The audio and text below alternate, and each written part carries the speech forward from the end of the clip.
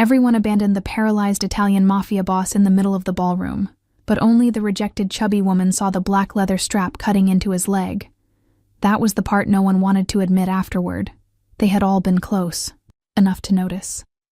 The men in black suits, the elegant women in diamonds, the old family allies pretending not to panic, the cousins who carried the Moretti name like a crown, the wives who had spent the evening whispering about his wheelchair while smiling whenever he looked their way. They all saw Don Alessio Moretti's right leg slip from its brace. They all heard the small metallic crack beneath the music. They all watched his hand tighten around the armrest of his black wheelchair until the veins rose against his skin. But no one moved, not because they did not understand. They understood too well. Alessio Moretti did not allow pity. He did not ask for help. He did not forgive humiliation, and he had built such a terrifying silence around his injury that even the people who loved his power were afraid to touch his pain. So the ballroom froze beneath the chandeliers. The string quartet kept playing, uncertain and soft. Champagne. Glasses hovered near painted lips. Men looked at other men, silently begging someone else to act first. Women widened their eyes, horrified by the public discomfort, but not brave enough to cross the marble floor. At the center of it all, Alessio sat motionless in his wheelchair, wearing an all-black Italian suit, a gold watch, and the expression of a man who would rather bleed through his expensive trousers than let anyone see him need. Across the room, Isabella Romano saw everything. She was used to seeing what others ignored. At 34, she had spent most of her life in corners, at back tables, beside service doors, behind prettier women, beside louder relatives, close enough to be useful, but never important enough to be introduced properly. Her body had always entered rooms before her name did. Chubby, soft-armed, round-faced, with wide hips and a gentle smile people mistook for permission to underestimate her. Tonight she wore a silver gown she had rented from a bridal shop in Queens, a gown that fit beautifully when she stood still but tightened when she breathed too deeply. Her cousin Livia had told her it looked brave, which was society's cruelest compliment for a woman who did not look like a model. Isabella had come to the Moretti charity gala because Livia had begged her to help with last-minute alterations. Livia was supposed to present herself to Alessio's family as a possible future bride, or at least as a woman suitable for the Moretti circle. Livia had the face for it. Tall, thin, perfect black dress, red lips, collarbones like jewelry. Isabella had the emergency sewing kit, the safety pins, the stain wipes, the spare stockings, and the quiet loyalty of a woman trained to make other women shine. She had not come to be noticed. In fact, she had prayed not to be. Earlier that evening, Livia had stood near the grand staircase and laughed with 3 women in black silk while Isabella knelt behind her, fixing the torn hem of her dress. "You are a miracle, Bella," Livia had said without looking down. Then one of the women asked, "Is she your assistant?" Livia hesitated only half a second. "Something like that." Isabella felt the word strike but kept her eyes on the needle. Something like that.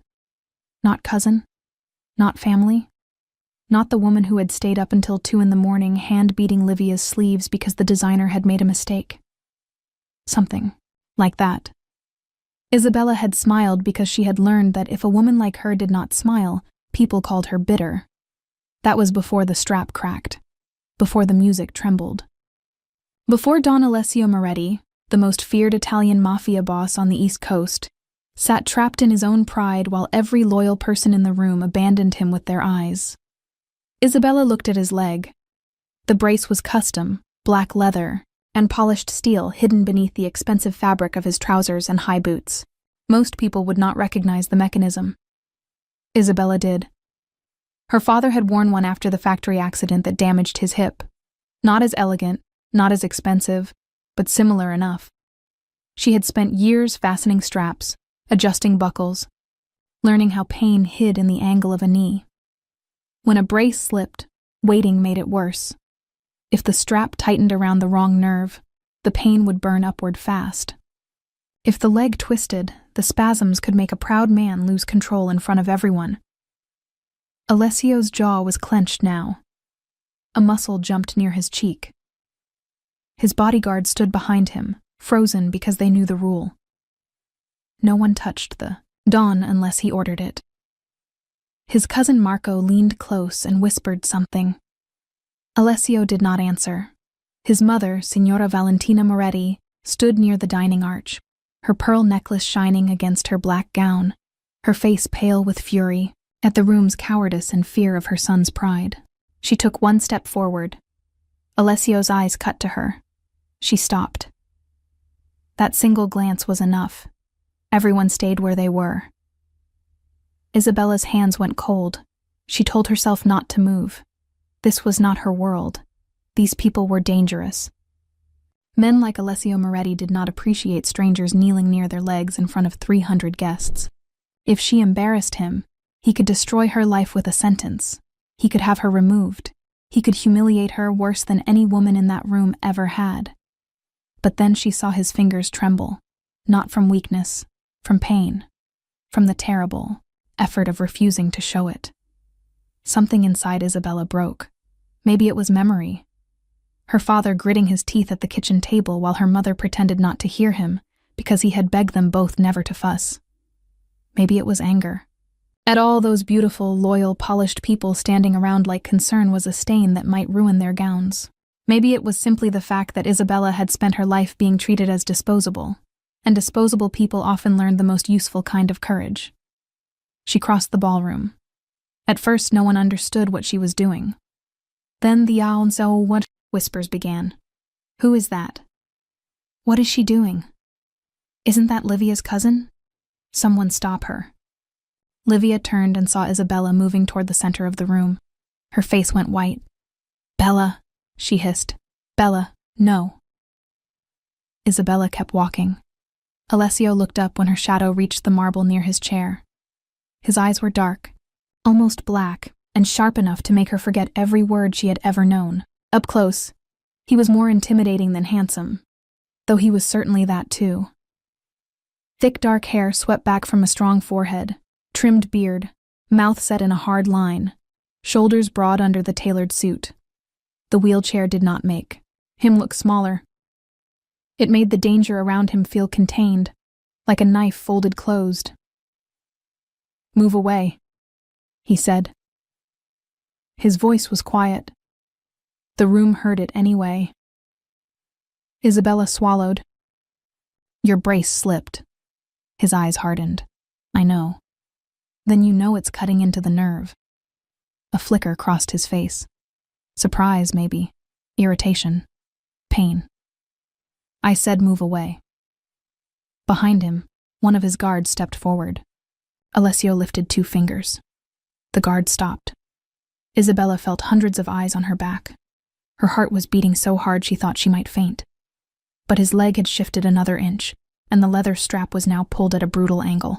She knew that angle. She knew what came next. If I move away, she said softly, you will either pass out from the pain or your leg will spasm in front of everyone. A collective breath moved through the ballroom. No one spoke to Alessio Moretti like that, especially not a rejected chubby woman in a rented silver gown. Alessio's eyes narrowed. Who are you? No one important. That is not a name. Isabella Romano. At the name, something changed in the faces around them. Romano was respectable, but not powerful. Her uncle owned a restaurant supply company. Her cousin Livia had been invited because the Romanos had helped the Morettis years ago with a warehouse dispute, and because Livia was beautiful enough for old women to call her promising. Isabella was not supposed to be part of the negotiation. She was background. Alessio studied her face. Do you understand what you are asking? Yes. Do you understand who I am? Yes. Then why are you still standing here? Isabella looked down at the brace, then back at him. Her voice dropped low enough that only he and the people closest could hear.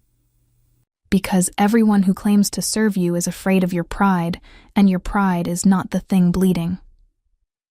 The silence became absolute. Alessio stared at her. For 1 second, she thought he would have her thrown out. Maybe worse.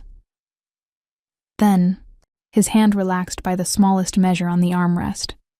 It was not permission exactly. It was not refusal either. Isabella took it for what it was, lowered herself carefully to her knees, and reached for the lower strap of his brace. Gasps broke around them. Livia whispered, "Oh my God." A woman covered her mouth. Marco Moretti cursed under his breath. Alessio looked straight ahead, face made of stone, but Isabella could see the pulse beating in his throat. "Do not touch the steel hinge," he said. "I know. You know. My father wore a brace after an accident. Not like this one. But enough." Her fingers found the first buckle. The leather was tight. Too tight. Whoever had fastened it earlier had done it with fear, not care. Afraid to touch him too long. Afraid to ask if the pressure was right. Afraid of the man more than concerned for the body carrying him. Isabella loosened the strap slowly. Alessio inhaled once through his nose. Not a gasp. Not a sound of relief. But she felt the tension change beneath her hands. "Better?" she asked. "Continue." One word. Command and trust tangled together. She adjusted the second strap, then the angle of the boot. The room watched in stunned silence as the rejected woman no one had introduced properly knelt at the feet of the most dangerous man in New York and did what his own men had not dared to do. It was not romantic. Not yet. It was too practical. For romance. Too intimate for strangers. Too human for a room that had turned power into theater. Isabella kept her eyes on the brace because if she looked at the faces around her, she might lose the courage to finish. "Who fastened this?" she asked. Marco stiffened. Alessio's gaze flicked to him. "My aide." "He pulled the lower strap wrong," Marco said sharply. "Careful." Isabella did not look up. "I am being careful. That is why I mentioned it." A sound came from Signora Valentina. It might have been a laugh. Alessio's mouth did not move, but his eyes shifted toward Isabella with something dangerously close to interest. She adjusted the final buckle, then slid 2 fingers under the strap to check the pressure. "There," she said. "It will hold until you can leave privately and have it fitted properly." She began to rise, but her knee caught the edge of her gown. For a terrible moment she wobbled. A few people tittered. Before the laugh could fully form, Alessio's hand closed around her wrist. Firm, warm, controlled. He steadied her without looking away from her face. The laughter died unborn. Isabella froze. No one touched her in public unless they were moving her aside. No man had ever steadied her as if her dignity mattered. Alessio released her only after she was standing. "Thank you," he said. 2 words, spoken quietly, but in that room, they carried more force than applause. Isabella's face burned. "You're welcome." Livia rushed forward then, panic hidden under a bright smile. "Don Moretti, I am so sorry. Bella can be impulsive. She means well, but she doesn't always understand boundaries." Isabella looked down. Of course. Here came the correction. The smoothing, the apology for her existence. Livia touched Isabella's arm, nails pressing too hard. "Come on, Bella. Let's not make this more uncomfortable." Alessio's gaze dropped to Livia's hand on Isabella's arm. "Let go of her." Livia froze. Her smile faltered. "I'm sorry?" "You heard me." Slowly, Livia released her. Alessio turned his chair slightly. The movement smooth now, that the brace was secure. His eyes moved over Livia in her black dress. The perfect hair. The perfect face. The practiced concern. Then back to Isabella, flushed and breathing too quickly. Silver gown slightly wrinkled from kneeling. One curl, loose against her cheek. "You came here with her?" he asked Isabella. "Yes." "As what?" Livia answered quickly. "My cousin. She was helping me tonight." Alessio did not look at her. "I asked Isabella." Isabella swallowed. "I came to fix her dress if anything happened." Something happened. not to her dress. For one brief second, Alessio Moretti's eyes almost smiled. Almost. The room felt it, and the shock of it moved like electricity. Signora Valentina stepped closer, studying Isabella with a sharpness that made her want to straighten her shoulders. You knew how to adjust the brace. A little. You did not faint. No, ma'am. You did not ask for permission from frightened men. Isabella was not sure how to answer that. There wasn't time. Valentina looked at her son. There is your answer. Alessio's face closed. Not here. Yes, here, his mother said. I am old. I prefer not to waste evenings. Marco stepped forward. Signora, with respect, this is not the moment. Valentina turned her eyes on him. You stood behind my son while a stranger helped him breathe.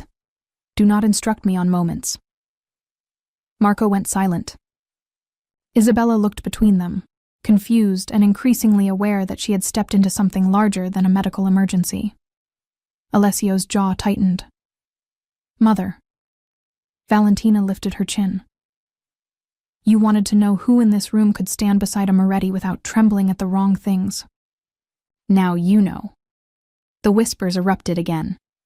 Livia's face drained of color. Isabella's stomach dropped. No, she said before she could stop herself. Every eye turned to her. Alessio looked at her sharply. No? Isabella realized, too late, that she had just refused a mafia matriarch in front of half the Italian families in New York. She gripped her own hands to hide their shaking. I mean, respectfully, no. I did not come here to stand beside anyone. I only helped because he was in pain. Valentina's eyes narrowed, not with anger, but curiosity. And if helping him made you powerful? Isabella gave a small, sad smile. Powerful people don't kneel in rented dresses while everyone whispers. Alessio's expression changed, just slightly. Enough that Isabella saw it. Pain recognized pain. Not the same kind, but pain all the same. Before anyone could speak, a man near the back of the ballroom laughed, not loudly, but ugly enough to stain the silence. Maybe that is what Moretti needs now, he said. A nurse instead of a wife. Several people turned toward him in horror. The man was Carlo Vescari, a rival cousin from another branch of the family, handsome in a cruel way, drunk on champagne and resentment. Careful, Marco warned. Carlo lifted both hands. What? We are all thinking it. First, he cannot stand, without a chair. Now he needs a girl twice the size of the others to buckle his boots.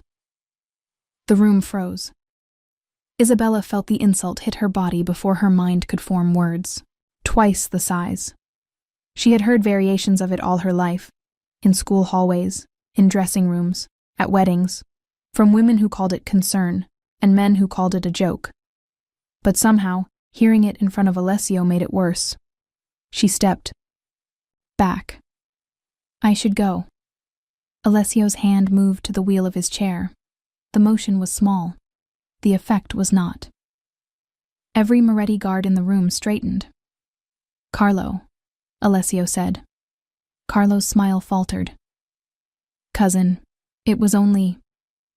Come here. Carlo looked around, searching for someone to laugh with him. No one did. Slowly, he approached. Alessio looked up at him from the chair, and yet somehow Carlo seemed smaller. Apologize to her. Carlo blinked. To who? Alessio's voice went soft. Do not make me repeat myself. Carlo's face reddened. I apologize if she was offended. Alessio stared at him. That was not an apology. That was a coward asking grammar to protect him. A few people lowered their eyes. Isabella's breath caught. Alessio turned his head. Isabella. She looked at him despite herself. Do you accept his apology? No one had ever asked her that. People insulted women like her, then expected quick forgiveness so everyone else could feel comfortable again. Isabella looked at Carlo. His mouth was tight, his eyes angry, his apology rotten before it reached her. "No," she said quietly. Another silence. Alessio nodded once. "Good." Carlo went pale. Alessio looked to Marco. "Remove him." Carlo laughed nervously. "You are joking." Marco seized his arm. "He is not." Carlo began to protest, but 2 guards were already moving him toward the doors. The ballroom watched in stunned disbelief as a man from a powerful family was dragged out for insulting a woman most of them had dismissed an hour earlier. Isabella could not move. Livia looked sick with fury. Valentina smiled as if dinner had improved. Alessio turned his chair toward Isabella again. "You will sit with us." It was not a question. Isabella's first instinct was to refuse. Her second was to run. Her third, strange and quiet, was to stay. "I don't belong at your table," she said. Alessio's eyes held hers. Neither did most people invited to it. He gestured to the empty chair beside his mother. "Sit." The music resumed, slowly, but the room had changed. People watched Isabella cross to the Moretti table, not as an assistant, not as a joke, not as Livia's chubby cousin, but as the woman Don Alessio Moretti had defended in public. Her knees still trembled when she sat. Valentina poured her water with her own hand. "Drink." Isabella obeyed. Alessio watched her over the rim of his glass. "Your father wore a brace?" She nodded. "After an accident at the docks." Something flickered in his eyes. "Which docks?" "Red Hook, years ago. He loaded cargo before the company closed." "His name?" "Giovanni Romano." Alessio went still. The change was subtle, but Valentina saw it. So did Marco, who had returned from removing Carlo. Isabella noticed last, because she was too busy trying not to spill the water. "What?" she asked. Alessio leaned back. "Giovanni Romano saved 3 of my men during the dock fire in 2009. Isabella's lips parted. "He never told me that. Men like him rarely tell the story where they are brave." Her throat tightened. Her father had died 2 years ago, quietly, after a long decline that emptied their savings and left Isabella with debts, memories, and a sewing machine that still smelled faintly of his cigar smoke. To hear this feared man speak his name with respect felt like someone lighting a candle in a room she thought was closed forever. "He was brave," she said, "and stubborn." Alessio's gaze dropped briefly to his own braced leg. "Those often arrive together." Before Isabella could answer, Livia approached the table with a smile so stiff it looked painful. "Don." "Moretti, Signora Moretti, I hope Bella has not been bothering you. She gets emotional about these things. Her father's illness was difficult." Isabella went cold. There it was again. The small knife disguised as explanation. Valentina looked at Livia. "Your cousin adjusted my son's brace while the rest of the ballroom behaved like furniture. I am not bothered." Livia's cheeks flushed. "Of course, I only meant," Alessio interrupted. "Why did you introduce her as your assistant?" Livia froze. "I didn't." "You did." Isabella closed her eyes. Alessio's voice remained calm. "Why?" Livia looked at Isabella, then back to him. "It was a misunderstanding. Most cruelty is called that by the person holding the knife." Livia's smile disappeared. Isabella whispered, "Please don't." Alessio looked at her. "Why?" "Because if he exposed Livia, the family would blame Isabella. Because women like Livia always found a way to make their shame someone else's fault. Because Isabella was tired. Because part of her still loved the cousin who used her and abandoned her and called her brave in that awful tone." But before she could answer, a waiter approached Alessio's side and bent low to whisper something. Alessio's expression did not change, but the room around him seemed to darken. Marco leaned in. Valentina's hand tightened on her glass. Isabella noticed the waiter's left cuff was damp, not with water. With something darker. Red-brown. Blood. The waiter stepped back too quickly. Isabella's eyes followed him. He moved toward the service corridor, one hand pressed near his ribs beneath his jacket. Alessio turned his head slightly. "What is—" "EL," he asked her. Isabella blinked. "Me? You saw something." She hesitated, then said, "The waiter is bleeding." Marco cursed and moved. The waiter bolted. Chaos erupted for the second time that night. Guards rushed toward the corridor. Guests screamed.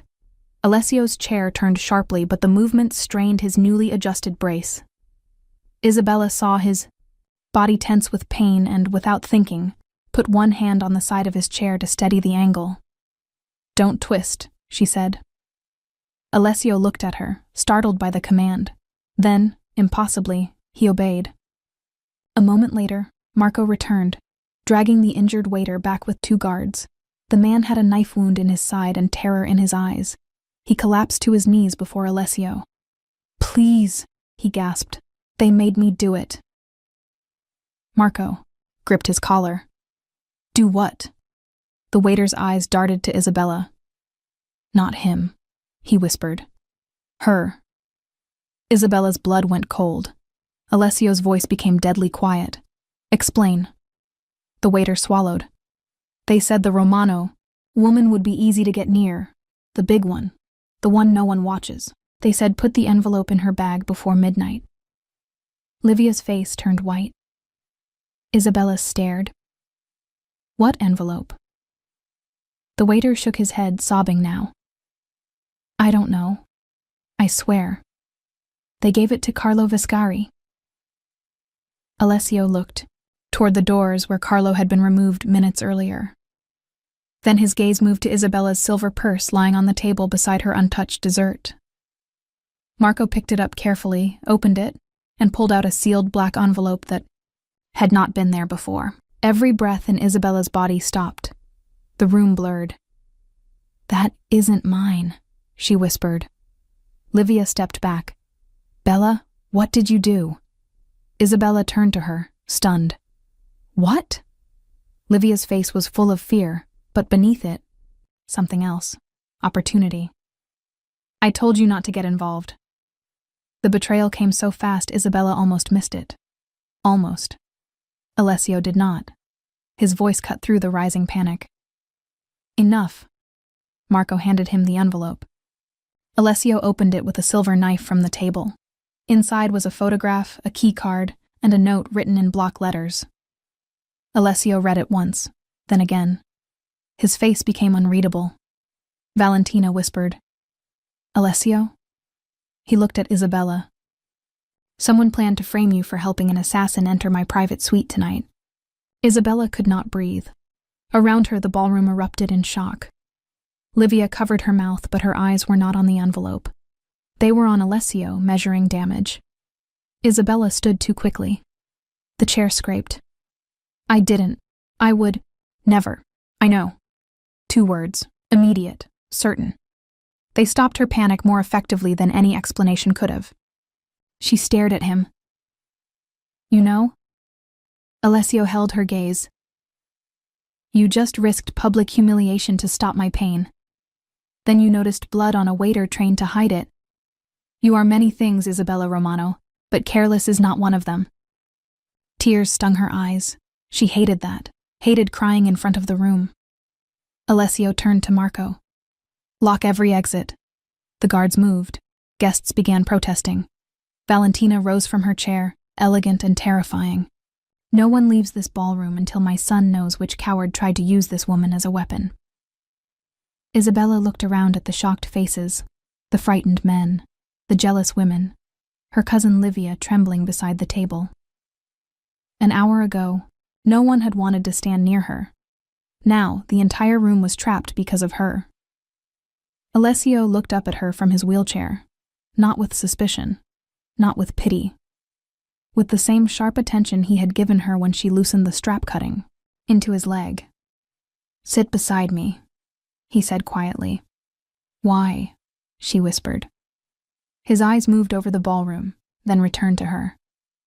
Because whoever chose you thought no one would defend the woman everyone rejected. His hand rested on the armrest, strong, steady, waiting. They were wrong. Isabella sat, and for the first time that night, she did not feel like the rejected woman in the silver dress. She felt like the only person in the ballroom the Italian mafia boss trusted. The ballroom doors closed one by one, and the sound of each lock echoed through the marble hall like the end of mercy. Guests who had spent the evening smiling at criminals suddenly remembered fear. Men in tailored suits reached for phones that Moretti guards quietly took from their hands. Women clutched pearls, purses, husbands, anything that made them feel less exposed. The string quartet had stopped completely now.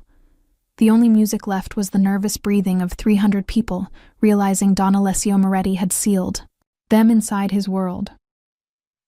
Isabella Romano sat beside him at the head table with her silver gown wrinkled from kneeling, her bandaged pride burning hotter than her cheeks. The black envelope lay open in front of Alessio. The photograph inside showed the private elevator that led to his upstairs suite. The keycard carried the Bellamere Hotel crest. The note said exactly enough to destroy her if Alessio had been the kind of man who believed convenient lies. Plant the card. Blame the Romano woman. No one will question it. She is invisible enough. Isabella stared at those last words until they blurred. Invisible enough. Not pretty enough to be protected. Not important enough to be believed. Not connected enough for anyone to risk angering a powerful man on her behalf. She had heard the idea her whole life, though never written so plainly. Alessio picked up the note again. His face remained calm, but Isabella could see anger in the stillness of his shoulders. She had learned that from her father. Men who shouted were often less dangerous than men who went quiet. Valentina Moretti stood behind her son's chair, one hand resting on the carved back of Isabella's chair like a public declaration. She was not touching Isabella gently. She was placing her under Moretti protection. That made several people in the room swallow hard. Marco Moretti dragged the bleeding waiter to the center of the ballroom and forced him into a chair. A doctor, from among the guests, was ordered to keep him alive. Nothing more. Alessio looked at the man. Who gave you the envelope? The waiter's voice shook. Carlo Vescari. Where is Carlo? Marco answered. He was removed through the west corridor. My men are searching. Alessio turned his eyes slowly across the room. Someone helped him. No one spoke. Isabella felt Livia stiffen beside the table. Her cousin had not sat down. She stood a few feet away, too pale, one hand at her throat, her black dress glittering under the chandelier. Earlier, Livia had looked like a woman born for that room. Now she looked like a woman trying to escape her own reflection. I didn't know about any envelope, Livia said quickly. No one had accused her yet. That made the words worse. Valentina's eyes flicked toward her. Interesting thing, to deny before being asked. Livia's mouth opened, then closed. Isabella looked at her cousin and felt something painful tear inside her. She did not want Livia to be guilty. Not truly. Cruel, yes. Selfish, often. Ashamed of Isabella, clearly. But guilty of framing her for an assassin's access to Alessio's. Sweet. That was a bridge Isabella's heart did not know how to cross. Alessio turned to Isabella. Tell me what you saw before the waiter came to my table. The room watched them. Isabella's first instinct was to shrink, to say she didn't know, to let men with weapons solve it. But she remembered the leather strap cutting into Alessio's leg. She remembered everyone freezing. She remembered the note. Invisible enough. She placed both hands in her lap to steady them. He came from the service corridor, but he was breathing hard before he reached us. Not from running. From pain. Alessio nodded. Go on. His cuff was bloody. He tried to keep that side turned away from the guards, but he looked at my purse before he looked at you. Marco's eyes sharpened. You noticed that? Yes. A man from the back muttered, Convenient. Alessio did not turn his head. He lifted one finger. A guard stepped toward the man. The muttering stopped. Isabella continued, her voice stronger now. The envelope was already in my purse before he reached the table. He wasn't coming to plant it. He was coming to warn someone. The waiter lifted his head quickly, eyes wet with fear. Yes, signorina. I swear, I changed my mind. Marco grabbed his jaw. Why? Because they stabbed me when I said I wouldn't do it anymore. Who stabbed you? The waiter's eyes went to Livia. Isabella stopped breathing. Livia recoiled. No, absolutely not. The waiter shook his head. Not her. The man beside her earlier, tall, gray beard, red pocket square. Isabella turned slowly toward the guests. Several men wore dark suits. Only one wore a red pocket square. Vittorio Salvi. He was a wealthy importer, old friend of the Romanos, and one of the men who had kissed Livia's hand when she arrived. He stood near the champagne table with his wife, his face carefully blank. Alessio looked at him. Vittorio. Salvi smiled as if offended. Don Moretti, surely you are not taking the word of a wounded waiter and a seamstress over a family friend. Seamstress. The word was not an insult by itself. Isabella loved sewing.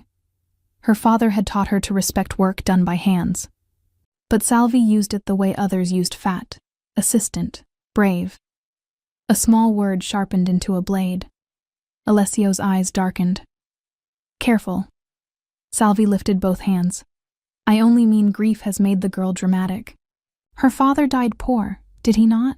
Debt makes people desperate. Perhaps she planted the envelope herself and then pretended innocence.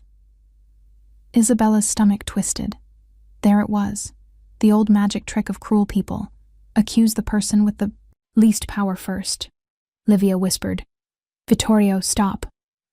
The whisper was soft, but Isabella heard fear in it. So did Alessio.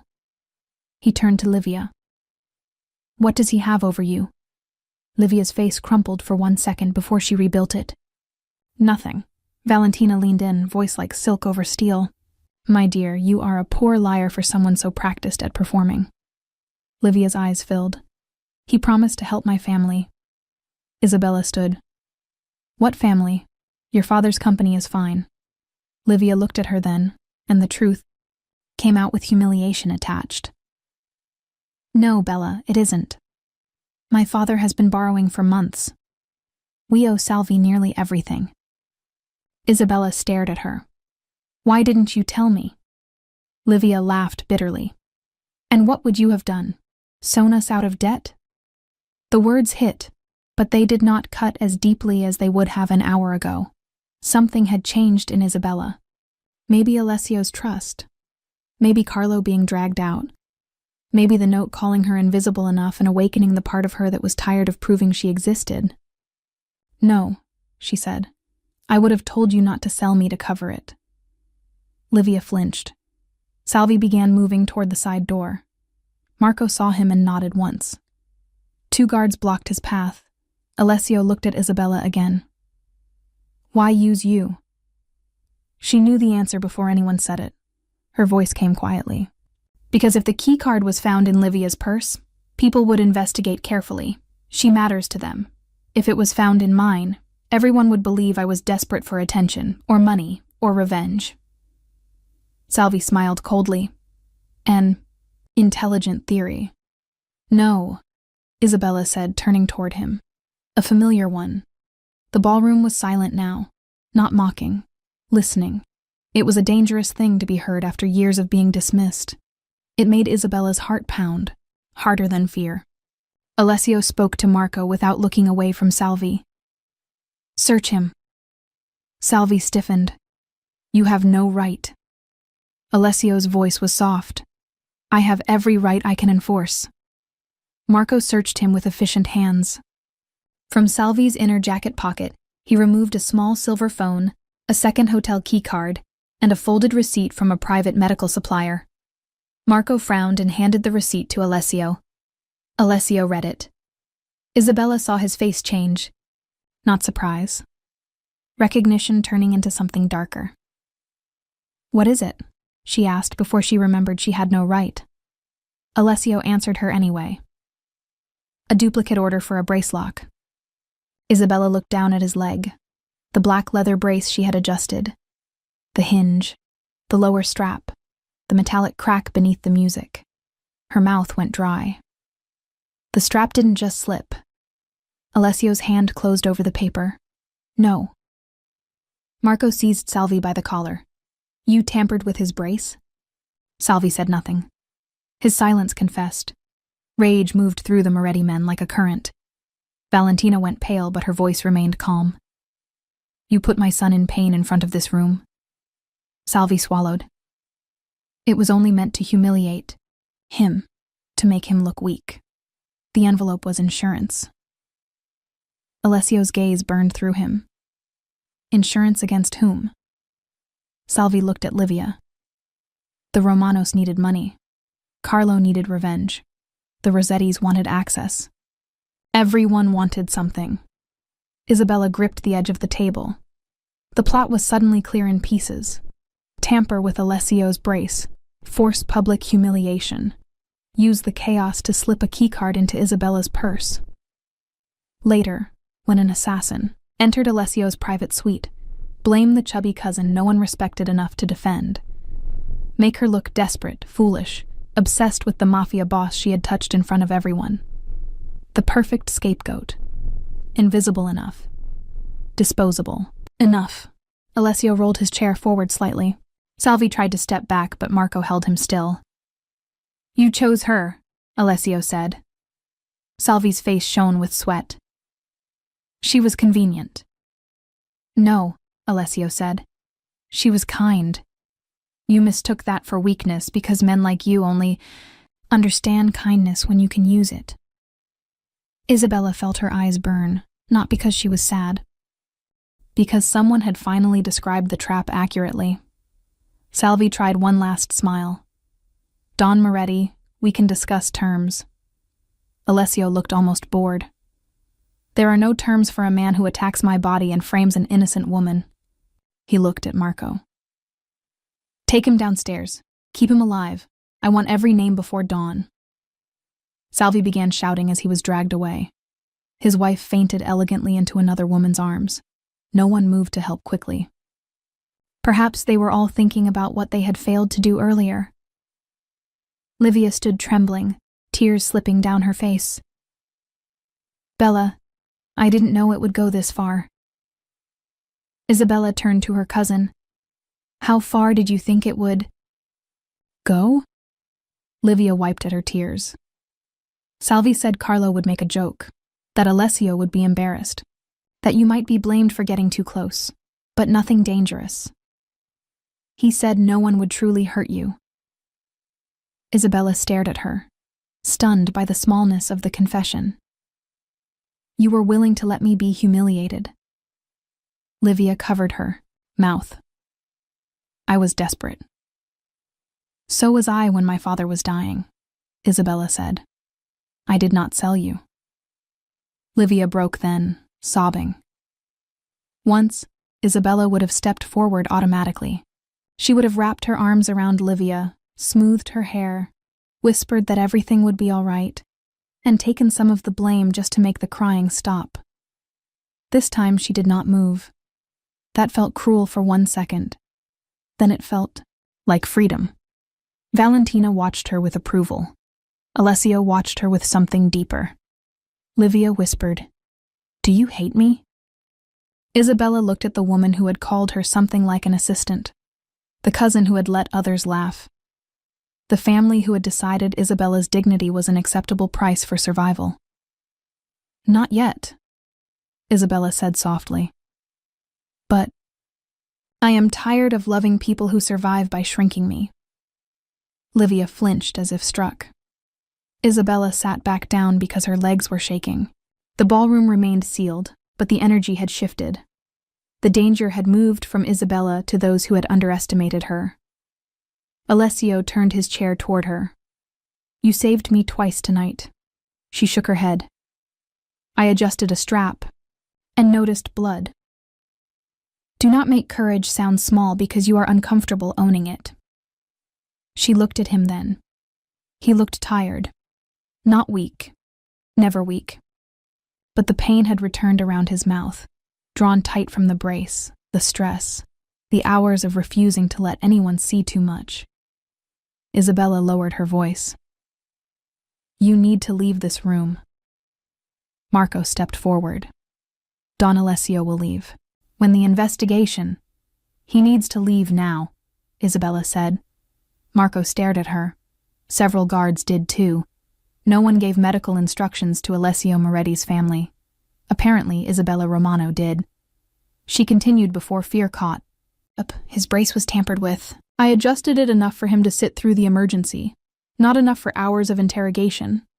The lower hinge is pulling again. Alessio watched her. You noticed from there? Your left hand keeps pressing the armrest every time. You shift. You are hiding it badly. Valentina made a sound suspiciously close to delight. Marco looked at Alessio. She is right. Alessio said nothing. Isabella held his gaze. You told everyone she was wrong when they called you weak. Do not prove them right by refusing care just because they are watching. The ballroom inhaled. Alessio Moretti, feared by families, obeyed by killers, hated by rivals, stared at the woman in silver who had just challenged his pride in front of everyone. Then he said, Fine. One word. The room nearly collapsed from shock. Valentina smiled openly now. I want her at all family meetings. Alessio ignored his mother, but not Isabella. You will come with me. Isabella blinked. Me? You understand the brace. I am not a nurse. Neither are the frightened men who fastened it wrong. She looked around. Every face watched. Some with jealousy, some with resentment, some with awe. Livia stood among them, crying silently, no longer the center of the room. Isabella wanted to refuse because accepting would make everything larger, more dangerous, less deniable. But Alessio's face was pale beneath his olive skin, and she had never been able to ignore pain just because pride stood in front of it. All right, she said. Marco cleared a path. Alessio wheeled himself toward the private corridor, refusing to let anyone push him. Isabella walked beside him, holding the small medical kit a guard had produced. Halfway to the doors, Carlo Viscari suddenly broke free from two guards near the west entrance, bloody-lipped and furious. No one knew how. He had gotten loose. Later, Marco would blame a nervous young guard. In that moment, Carlo only saw Isabella. You ruined everything, you fat little saint, he snarled, lunging toward her with a broken champagne stem in his hand. Isabella froze. Alessio did not. He turned his chair sharply into Carlo's path, blocking him. The movement sent visible pain through his body, but he did not stop. Carlo collided with the side of the chair, stumbled, and Marco tackled him from behind. The broken glass skittered across the marble and stopped at Isabella's feet. The entire ballroom erupted in screams. Alessio's face had gone white. Isabella dropped to her knees beside him, not in humiliation this time, in fury. I told you not to twist. Alessio breathed through clenched teeth. He was coming for you. And now you may have damaged the hinge again. You are welcome. She glared at him. For one absurd second in the middle of blood, scandal, and armed men, Alessio, Moretti almost smiled. Then the pain struck harder, and his body tightened. Isabella turned to the guards. Private room, now. No one argued. In the suite beyond the ballroom, away from the chandeliers and judgment, Alessio finally allowed Marco and another man to help him transfer to a leather medical chair designed for his needs. Isabella turned her back during the transfer without being asked, giving him privacy the way others had denied him dignity. When Marco said it was done, she faced him again. The room was quieter than the ballroom, lined with dark wood and old paintings. Rain had begun tapping against the tall windows, though the evening had started clear. Alessio sat with his injured leg extended, jaw tight, hands resting on the chair arms. The brace hinge was indeed twisted slightly. Isabella knelt again, but this time no one laughed. Marco handed her the tools. "Tell me what you need." Isabella looked up at him. The same man who had almost stopped her earlier now waited for her instructions. Warm cloth, small screwdriver. Not that one, the narrower one. And someone call whoever fitted this brace originally. Alessio said, "He retired." Then unretire him by phone. Valentina, who had followed them in, laughed softly. "I adore her." Isabella focused on the brace before anyone could see her blush. Her hands were steadier now. She loosened the strap, adjusted the hinge carefully, and checked the damaged lock. Alessio remained silent, but his breathing changed as the pressure eased. "Better?" she asked. "Yes." "That sounded painful." I said yes. "You said it like an insult." Marco coughed to hide a laugh.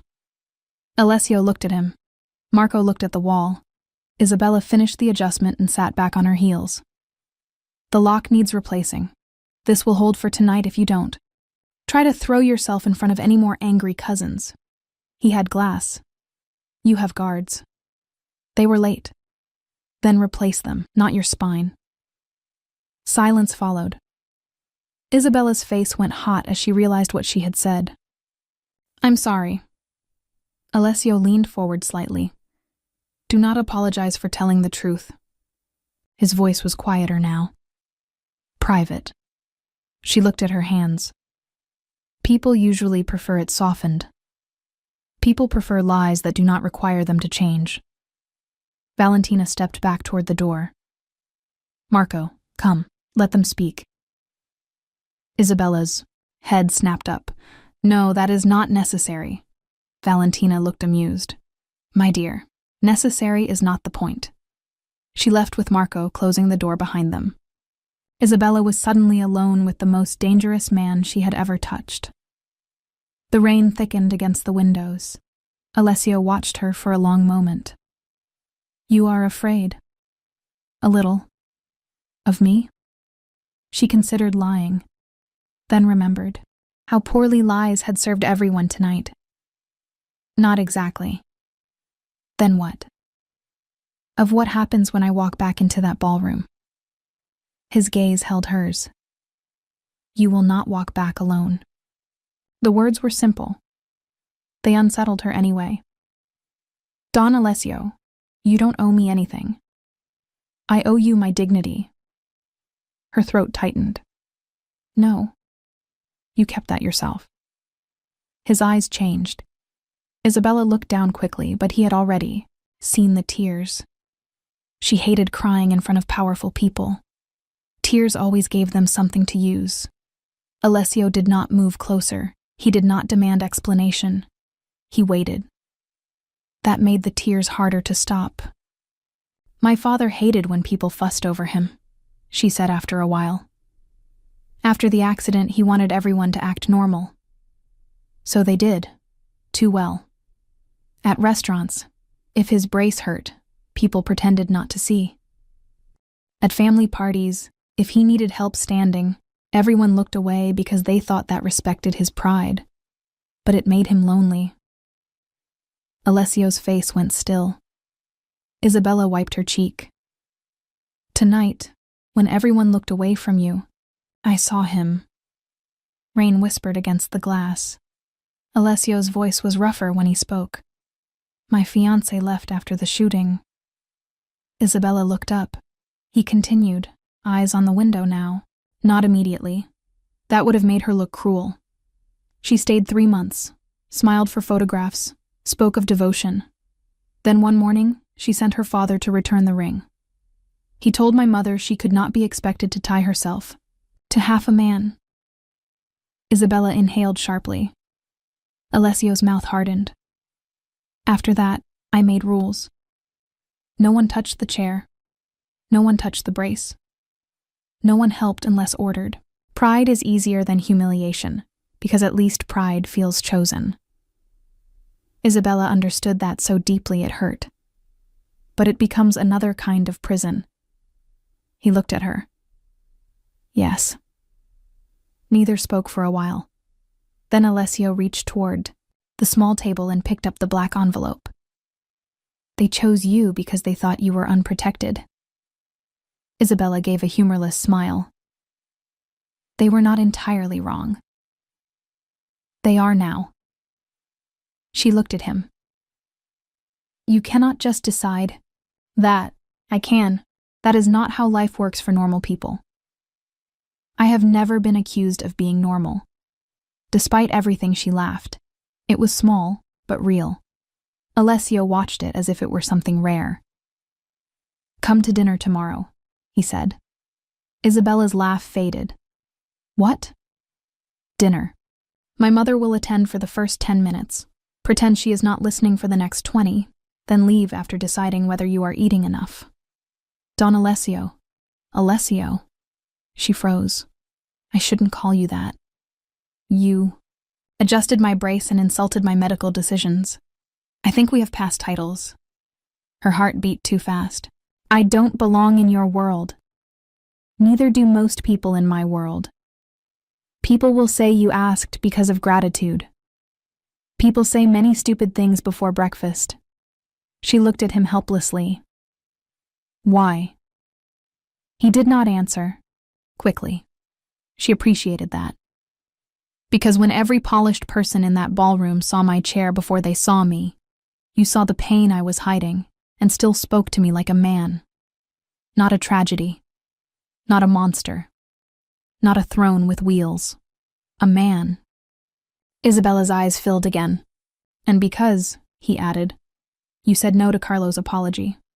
She blinked. That mattered? Yes. Why? Because you knew you deserved better before you believed anyone would give it to you. She looked away. That compliment went somewhere too tender. A knock sounded before she had to answer. Marco opened the door. The police are arriving for the public version. Salvi is secured. Carlo is secured. The waiter will live. Livia Romano is asking to speak to Isabella. Isabella closed her eyes. Alessio's voice was cool. No. Isabella opened her eyes. Wait. He looked at her. You do not owe her comfort. I know. Do you? She thought about that. Did she? Or did she only know it because he had said it? Either way, she wanted to choose for herself.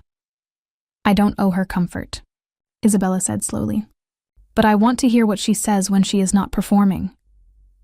Alessio nodded to Marco. Bring her. Livia entered moments later without her earlier glow. Her perfect hair had loosened, mascara smudged beneath one eye, black dress wrinkled, at the waist. For the first time in years, she looked like Isabella's cousin instead of a woman from a magazine. She stopped when she saw Isabella beside Alessio, not kneeling now, not small.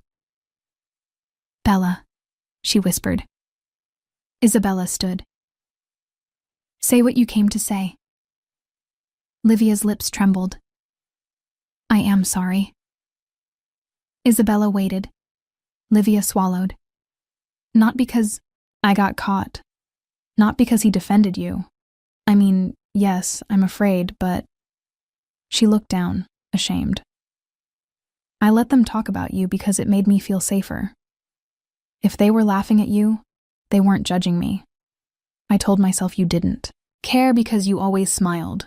Isabella's voice was soft. I smiled because no one protected me when I didn't. Livia began to cry. I know. No, Isabella said. You didn't. But now you do. Livia nodded, trembling. Can you forgive me? Once, Isabella would have said yes immediately. She would have opened her arms. She would have made the room comfortable again. Instead, she looked at Alessio's brace, at the damaged lock, at the black envelope, at the cousin who had called her something like an assistant. Not tonight, she said. Livia covered her mouth. Isabella's voice shook, but held. Tonight, I am going to forgive myself for letting people treat me like a spare part. You can wait. Livia broke into quiet sobs. Valentina, standing in the doorway, looked at Isabella with open approval. Alessio looked as if he had just watched someone win a war without a weapon. Livia left without arguing. When the doors closed, again, Isabella exhaled. That was harder than adjusting your brace. You did well. I feel terrible. That does not mean you were wrong. By the time they returned to the ballroom, the story had changed. The guests no longer whispered with amusement. They whispered with caution. Salvi and Carlo were gone. Police waited in the lobby to receive the version of events the Morettis allowed the public to have. Livia stood with her mother, crying quietly. The elegant women who had laughed at Isabella's dress now looked away when she entered. Alessio wheeled himself to the center of the ballroom with Isabella walking beside him. Not behind, not near the wall. Beside him. Valentina stood on his other side. Marco followed a step behind. The image alone silenced the room. Alessio raised his voice just enough. Tonight, a man tampered with my brace to humiliate me. Another tried to frame an innocent woman because he believed no one would defend her. Both men were wrong. His gaze moved slowly over the guests. Many of you watched my pain and chose politeness over courage. Isabella Romano did not. Isabella's cheeks burned. Alessio continued. Many of you heard Carlo insult her and waited to see whether I would allow it. I did not. Carlo's friends lowered their eyes. Many of you would have believed the envelope in her purse because it was easier than questioning your own contempt. The room went still. Remember this. The person you dismiss is often the person who sees the knife before it reaches your cell. Back. Isabella's throat tightened. Alessio turned his chair slightly toward her. In front of everyone, he took her hand. Gasps moved through the ballroom, not because he touched a woman, because he touched her with respect. Isabella Romano is under my protection. Valentina cleared her throat. Alessio's mouth tightened. Then he added, and my invitation. Isabella looked down at him. Invitation? Dinner, he said quietly. Tomorrow. The ballroom watched. Livia watched. Marco watched. Valentina watched with satisfaction. Isabella could feel the old fear trying to rise.